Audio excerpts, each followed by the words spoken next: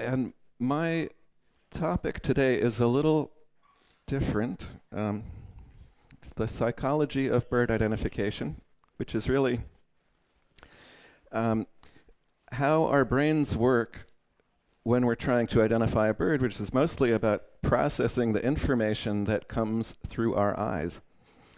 Um, and I will tell a few stories and use some examples and give you a few tests and hopefully teach you a little bit about what's going on when you identify a bird.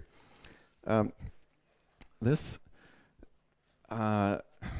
topic is something I've always been interested in, but it became more interesting or more compelling to me about 15 years ago when you will remember the ivory-billed woodpecker was reported in the United States. And I was skeptical of those sightings, and people kept asking me why I was skeptical, why, when there were 7 people claimed to have seen it, how could they all be wrong? And I knew from my experience as a birder that as soon as one person makes a mistake, it increases the odds of someone else making the same mistake. So 7 people seeing an ivory-billed woodpecker doesn't really mean any more than one person seeing it. And anyway, I did a lot of research then into the psychology of perception, and I was surprised at how much is known about it, mostly from studies in terms of criminal court cases where eyewitness testimony is being evaluated. And eyewitnesses are very unreliable, just like birdwatchers.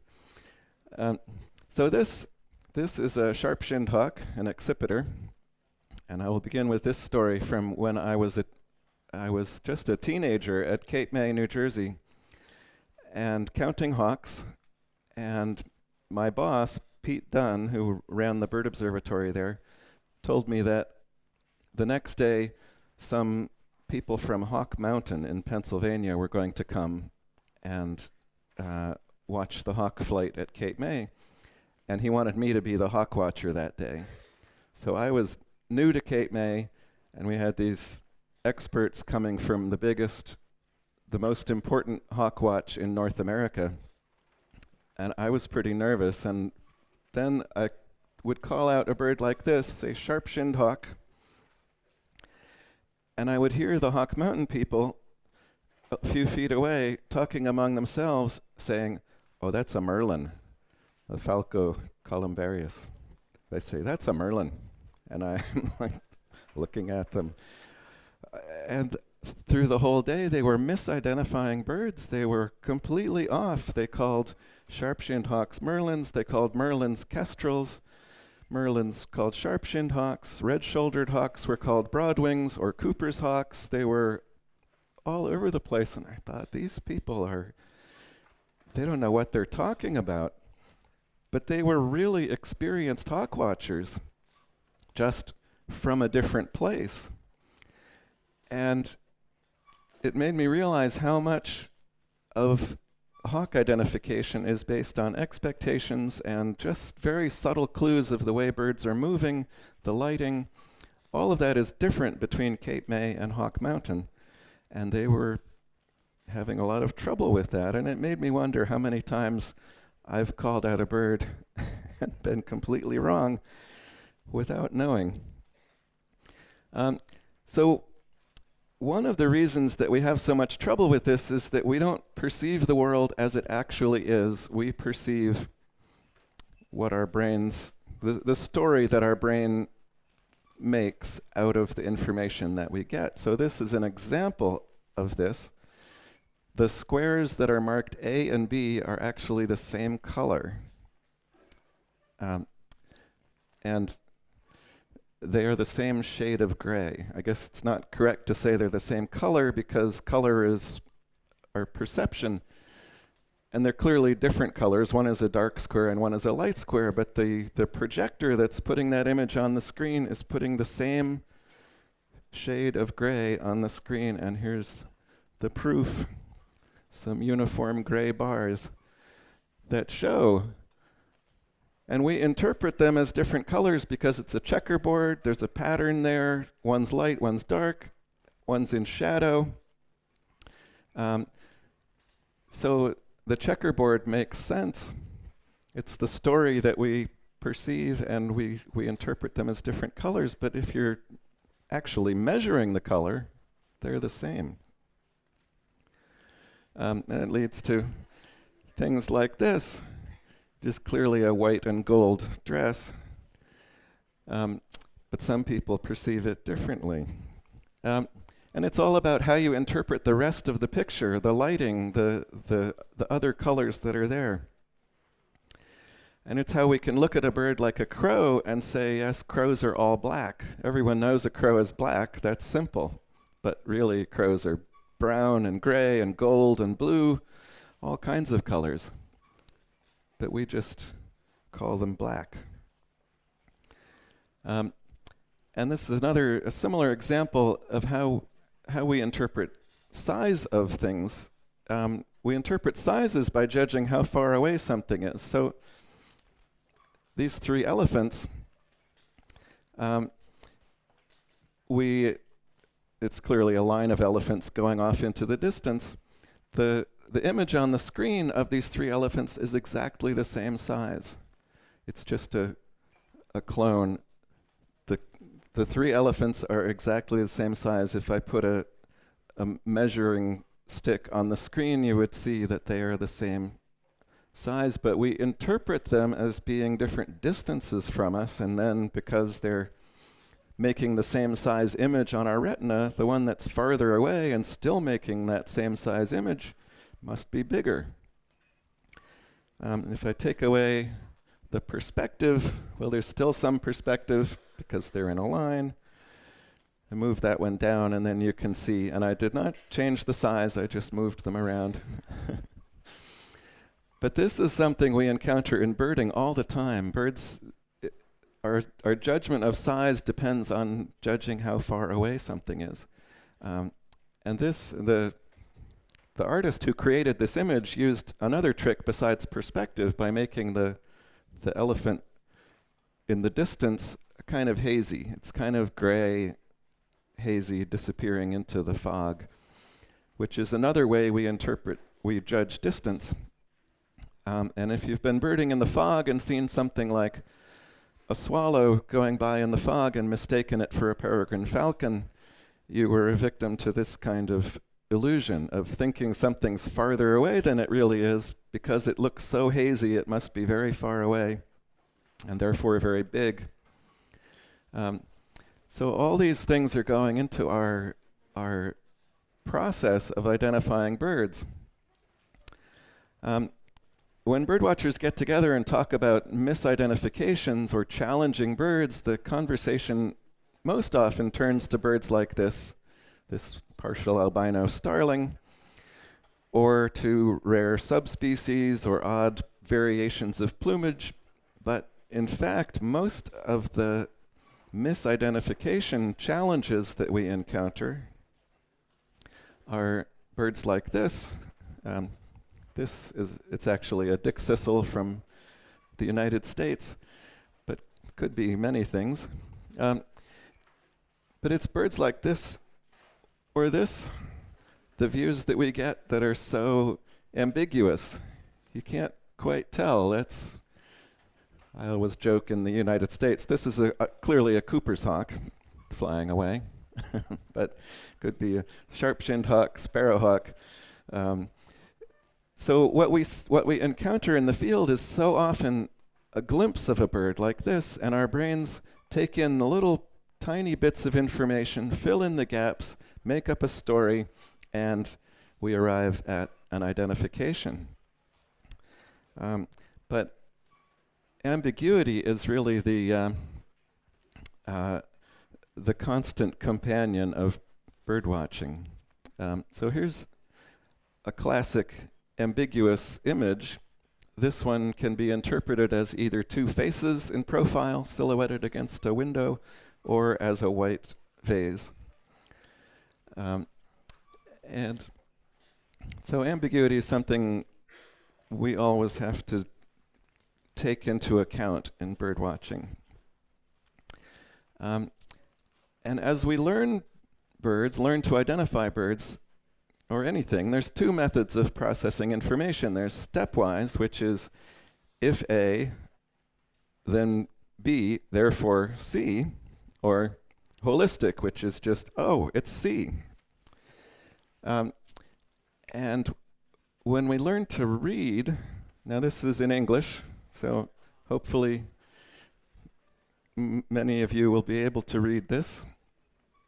I'll give you a minute to sort it out.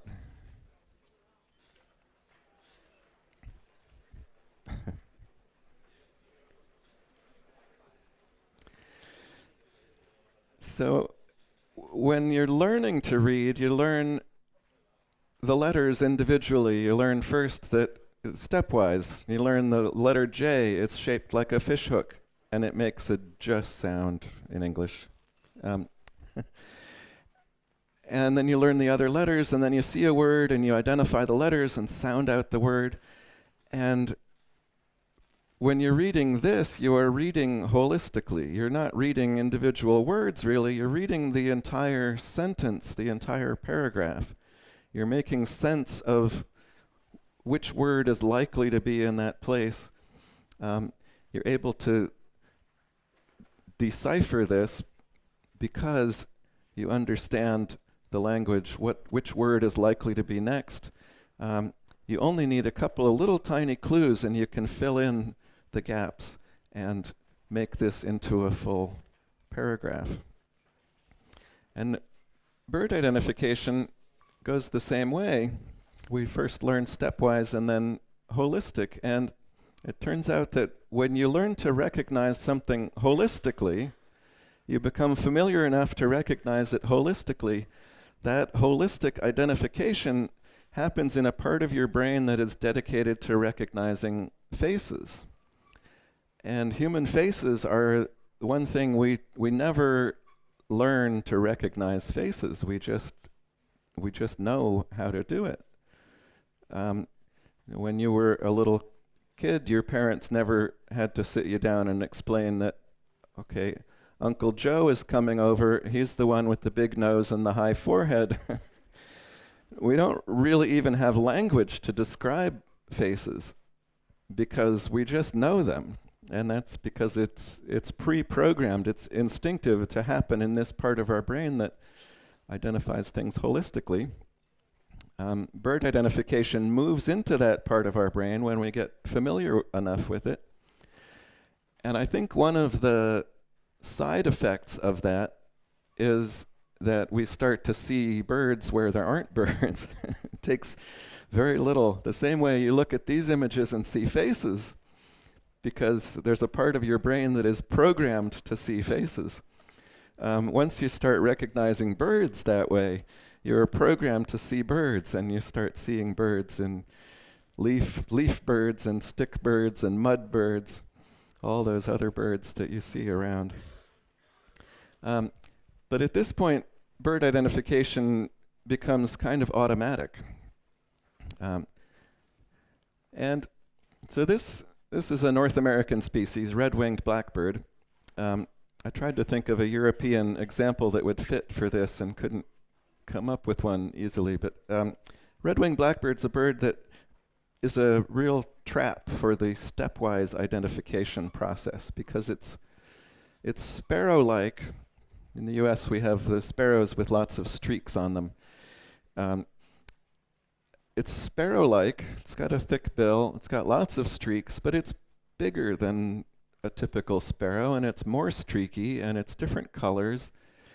And when one of these shows up in someone's yard, maybe among some sparrows, the beginning birder most often thinks, oh, I found a really unusual sparrow, something incredibly rare. It's not even in the book. It's definitely a sparrow, but it's something completely different. And that's the pitfall of the stepwise process that you get into. It's a sparrow, and it's not actually a sparrow. So once you have to most people go through this, they make this mistake once or maybe twice, and then they remember, oh, it looks like a sparrow, but it's not. It's a red-winged blackbird. And soon you're just identifying it holistically. You see it and know it immediately triggers the recognition as a red-winged blackbird. And a lot of this depends on context, or expectations and context sort of go hand in hand. So we learn what to expect. We learn what's likely to be in the area, what bird species we're likely to see there, what we've seen there before. And we identify birds so much based on that alone, that expectation of what's going to be sitting on that branch at the corner. This is a simple example of context at work, where if you read horizontally, the middle figure looks like a letter B.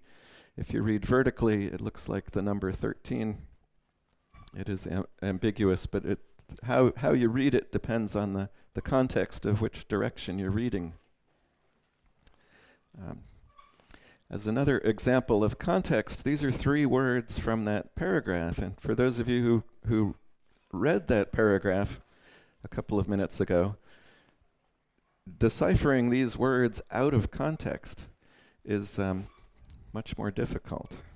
And I'll give you the answers here. Can I ask for a show of hands, how many people were able to figure out these 3 words before I put the answers on the screen? Oh, wow. You're very good. Yeah. Yeah, that's about a typical number for when I do this talk in the U.S. of English speakers, the English first language speakers. So give yourselves a hand for that. But it's much more difficult to decipher these words without the context of the sentence. And the same way, if you walk out into your local patch and a bird that you've never considered being there, or one that's out of place, you don't expect to see there, drops down in front of you, there's a moment of just sort of disconnection of what could that be? The same way, it's if you saw that bird where you expect it, you would know it instantly, but out of place, out of context, it's difficult to kind of reconfigure your brain and get the right answer. So this is another classic ambiguous drawing, and this one, there's two main interpretations, and this again, I'll ask for a show of hands of how many people first saw a bird facing to the left when I put this slide up. Very good. And how many people first saw a rabbit facing to the right? Yes. So this drawing was actually used in a big study of ambiguity, and in the general public in the United States, this drawing was a perfect 50-50 split. If it would just, you walk up to someone on the street and show them this drawing, and 50% of the people say rabbit and 50% say bird. But I get very different results in this talk when I show this drawing. Almost everyone sees a bird. And obviously it's because I'm talking about birds. And I don't know what it says about the people who see a rabbit, but probably all of you should turn to them when there's a confusing bird that's being discussed, because they're the ones thinking outside the box, not being influenced by their peers. And now we have another test for you. This is a well-known psychology experiment, and I will try to recreate a little bit of it here for you. So these are playing cards, ordinary playing cards that will show on the screen. Hopefully it will work. They show for a very brief split second, just a flash of a card on the screen. And your job is to identify the number and suit of the card as it flashes on the screen. And I'll just ask, there's going to be 4 cards. I'll give a little pause and a little countdown between each one. And I'll just ask that you keep your thoughts to yourselves as this goes on, so not to give anything away to the people around you. So the first one, we'll go 3, 2, 1. Oh, well. Okay, the automatic advance obviously didn't work. So you all got that one. The next one. Next. And the next. Okay, so that was a little longer than they're usually on the screen, but how many people noticed something odd about those cards? Okay, still less than half. So 2 of the cards were actually normal playing cards, and 2 were these. So the 3 of spades that's red, or the 9 of hearts that's black. And in this experiment, they found that some people would identify the cards by color and some by shape, and whatever their preference was, they would stick with that against all contrary evidence. So if you're focused on shape, you'd call this the 3 of spades, and that the 9 of hearts. If you're focused on color, you'd call this the 3 of hearts, and that the 9 of spades. And what they found in the experiment, they would flash the cards for a very, very brief part of a second, and then gradually longer and longer until the test subjects correctly identified what was going on. And they said the test subjects would settle on one identification and stick with it until really long periods of the card being visible on the screen, and then experience what the researchers called disruption, where they throw up their hands and say, I don't know what to think, before they actually, the brain allowed them to reach the correct conclusion, which is that these are no ordinary cards. And I have a feeling the same thing goes on in bird watching a lot, that we see a bird, we get a quick flash of a bird, we see a few details, we fill in the gaps, we make an identification, and then we stick with that. Even when the bird keeps circling and we see contrary evidence, we tend to ignore all of the contrary evidence until it can't be ignored anymore, and then we say, I don't know what's going on. Okay, I guess it's a whatever. So this is the kind of thing that we need to guard against in bird watching. And I'll tell you another story. This one happened in Florida with this bird, a sandpiper.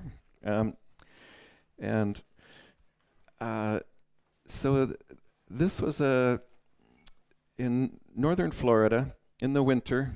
Some birders went to the local sewage ponds, and they saw a sandpiper that they thought looked interesting. And it's in the Dunlin curlew sandpiper area. So curlew sandpiper is extremely rare in Florida, and especially in the middle of winter. Dunlin is common. So the first birders who went there saw this sandpiper and said, I don't know, it didn't look quite right for a Dunlin. It's worth checking out. Somebody should go look at this bird in more detail. The next birders went looking for it, and of course, at that point, they were primed. They had the expectation that maybe they were going to find a rare curlew sandpiper. Maybe it wasn't just a Dunlin. And they saw this bird and saw it in flight and confirmed the white rump, which identifies a curlew sandpiper, and told all of the other birders in the area that, yes, it was a curlew sandpiper, very exciting. Everybody went. Lots of birders there looking at it. Bob Wallace, who took these photos, went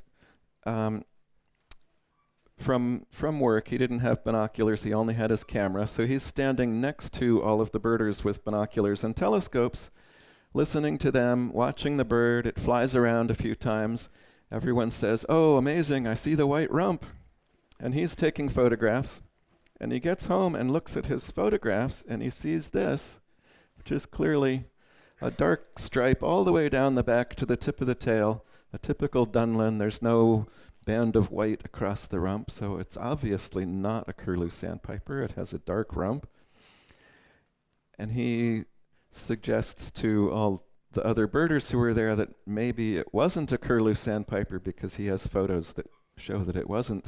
And they tried to make the case that maybe he didn't photograph the right bird, but there was apparently only one sandpiper in the pond. So no question about photographing the right bird. And they all have to admit that everyone there, just from expectations, just from thinking that they were going to see a curlew sandpiper, which has a white rump, they saw a white rump. And at some distance and some light, it's easy. There's white on the sides of the rump. There's white on the sides of the tail of a Dunlin. You could get flashes of white across there and make that mistake. But a whole group of people made that mistake. I found very few documented examples of this in birding. I think it happens more often, but even in this case, I just happened to notice a discussion about this bird on a listserv online, and I wrote to Bob Wallace and asked him for the photographs so I could use them in this talk. I'm sure everyone involved would rather forget about it and just not have to be reminded of it, but it's I think a very powerful example of how easily we can be misled, how some expectations and our desire to see a rare bird combined with brief glimpses, little flashes of white, turn into a white rump. I don't think this happens particularly often, and it's not hard to avoid it, or mostly avoid it at least, just by being aware that it's a possibility. But it definitely happened in this case, in a pretty glaring example. So this is another ambiguous drawing, or series of ambiguous drawings, and it changes gradually across the screen from the upper left corner, which is the profile of a face, to the lower right, which is a young woman holding a mirror or holding a brush, something. And as you scan across, you can hold one interpretation only so long, and then it sort of involuntarily switches to the other. You can only see it one way. You can't see both ways at the same time. And I like to think of this as sort of a graphic analogy for our bird identifications. Most of our bird identification experiences fall somewhere in the middle of this graph. And there might be more than one interpretation for what we've seen, but we settle on one interpretation, and we can only see that one. And I know in the US, it's probably the same here. If we express any doubt about an identification, we usually say something like, well, I'm 95% sure, or 99% sure. When the reality is, if we're unsure at all, it's probably more like 50-50. But we don't say that. We say 99% sure. Really, a lot of our glimpses of birds probably fall some more in the middle of this graph. So this is a quote that I found in the New York Times back in 2011 while I was working on this project initially, and I thought it was very very telling, that confidence is a feeling. It's not based on facts, really. It's just a feeling. It's how well we like the story that our brain has created for us about what we've just seen.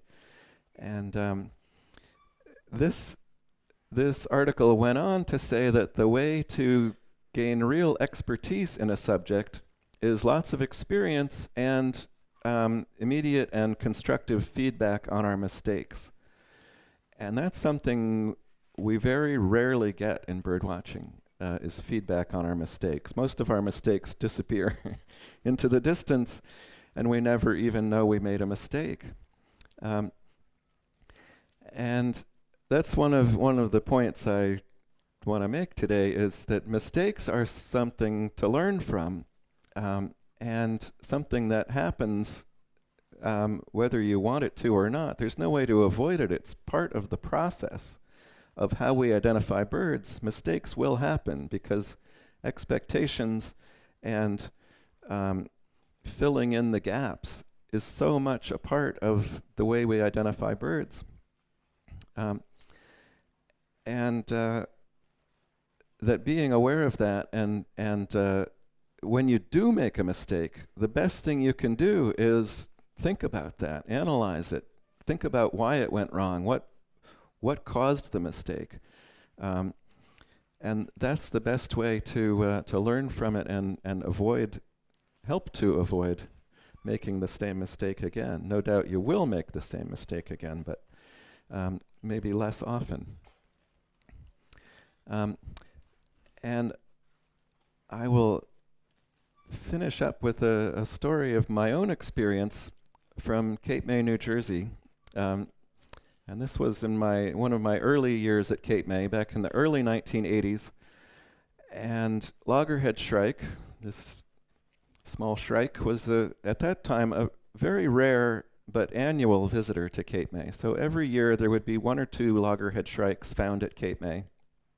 And they most often showed up in late August and right after a cold front. So cold weather, northwest winds in late August, and they usually showed up in the South Cape May meadows, this pasture land that was right at the tip of the peninsula. And on this day, it was late August, it was right after a cold front. I was about to walk into the South Cape May meadows, and I thought to myself, this is the day to find a loggerhead shrike. If there's going to be one here this year, this is the day to find it. And I walked a little ways in and scanned ahead of me, and there was a tall, thin fence post and a loggerhead shrike sitting on top of it. And I thought, yes, fantastic. I found the shrike, and I'll have to go out and find some people and tell them that there's a shrike here, but I'm going to enjoy it first for a few minutes. So I tried walking a little closer, and as I lost track of it, I walked a little closer, came around a corner and looked ahead, and there was no shrike. And I was scanning all the bush tops. They usually sit right up in the top of a bush or a tall pole or on a wire, really conspicuous. I was scanning everywhere, scanning the distant treetops around the meadows. No sign of a shrike. I started scanning the sky to see if it was flying away somewhere. Still no shrike. I thought, okay, I'll find the fence post that it was sitting on, and then I'll know at least I'm in the right area and I can kind of wait for it to reappear. And I couldn't find a fence post. There was no fence post that I could see in the area where I thought the shrike had been. I kept scanning. There was a little pond, a little marshy edge, and just a great egret standing at the edge of the pond, which I ignored for quite a long time, searching for the fence post, searching for the shrike, and finally came back to the remote possibility that I had mistaken a great egret for not just a shrike, but a shrike on a fence post. And well, that's, yes, I'm afraid that's what happened. And I I was pretty sure. I like to think that if I, what if the egret had flown before I kind of put this all together? What if I'd walked up to that spot, there was no shrike, no fence post, and no egret? What would I have come up with then? I like to think that I would have walked out thinking, I'm not sure what I saw. It looked like a shrike, but I don't know. I'm not sure that whether I would have walked out saying, I saw a shrike and it's gone, or I don't know what I saw. I was pretty confident. But anyway, the egret was there. The egret was the explanation for the whole thing. And I'm afraid that's, I have to admit that that's probably what happened there. And that was a big, a real eye-opening experience for me, coming actually quite soon after my experience with the Hawk Mountain hawk watchers, who were misidentifying everything that came by. So it made me realize just how fragile, how tenuous all of our identifications can be. And I think the takeaway, the bottom line from all of this is that your life lists are junk, and all bird records are junk, and we should just give up bird watching. No, but seriously, I think this kind of thing is pretty rare. It doesn't happen very often. Most of the birds that we identify are correctly identified, and imagine you're probably thinking right now, what could I have misidentified earlier today? And you're probably not coming up with anything, because we always identify things correctly and never look at them again. But I think the real message is that mistakes happen. It's part of the process. It's part of how we interpret the world around us. Mistakes will always happen. And the best way to avoid them is to make mistakes part of your expectation. If you, instead of just looking at a bird and saying, yes, that's a curlew sandpiper, look at it and say, that looks like a curlew sandpiper, but what else could it be? What could I be misinterpreting?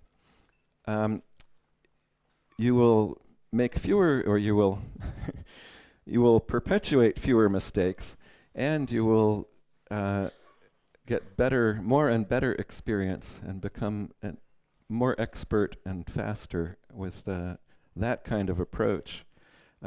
Just making mistakes, not something to be ashamed of, but something to learn from and something to expect every time you're looking at a bird. So, thank you.